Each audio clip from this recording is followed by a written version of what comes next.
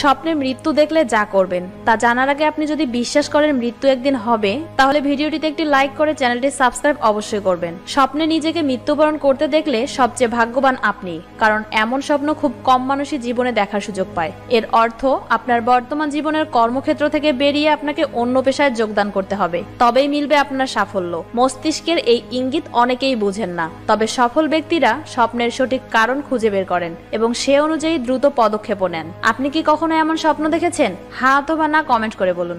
শুক্রবার জুমার দিন আসরের নামাজের পরে এই দোয়াটি যদি 21 বার পড়তে পারেন, আপনার কোনো চাওয়াই আল্লাহ তাআলা ফিরিয়ে দিবে না। এই দোয়াটি 21 বার পড়ে আপনি আল্লাহর কাছে যা চাইবেন আল্লাহ তাআলা তাই কবুল করে নিবে। এটা আমার কথা না, রাসূল সাল্লাল্লাহু আলাইহি সাল্লামের হাদিস।